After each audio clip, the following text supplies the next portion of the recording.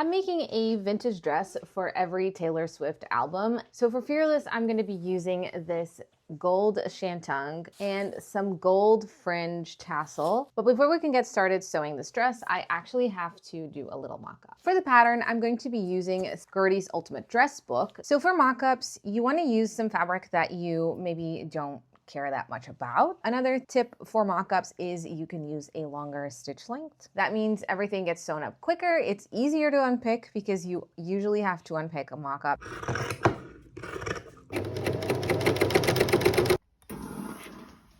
I've got my bodice here ready to go, and I want to try that on and kind of figure out the fit before I join the skirt. So whenever you make a mock-up, it's really important that you wear the undergarments or garments that you're going to wear under that thing. So if you're making a coat, you want to wear like whatever usual sweaters you would wear under a coat. And if you're making a dress, you want to wear the undergarments that you're going to be wearing at the event, at the situation. However, this being the internet, I'm going to show you how to do it over a t-shirt, and then I'm going to actually go do it off camera. Cool? All right. Should I add a zipper to this? Yeah. Remember when I said you're gonna have to unpick things? Sometimes you also have to unpick things because you're making mistakes that you should not be making after 10 years of sewing. I just stitched my zipper upside down. Try again. Straight off the bat, I'm noticing that I have a little bit of extra-ness here. I'm gonna put some pins. That's better. Oh, this one needs to be a little tighter.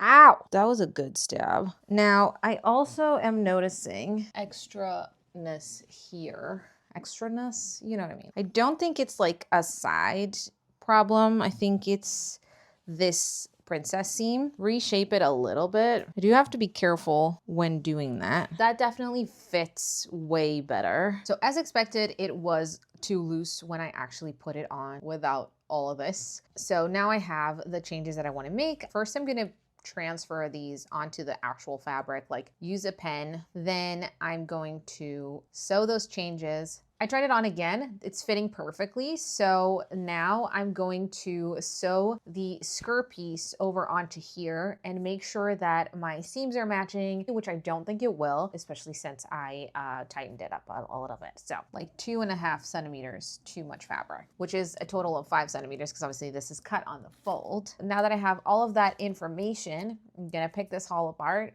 and transfer it over onto paper. In tomorrow's video, I'm going to start sewing up the final dress. And if you can't wait until tomorrow, then you should head on over to YouTube where I've already posted the full video.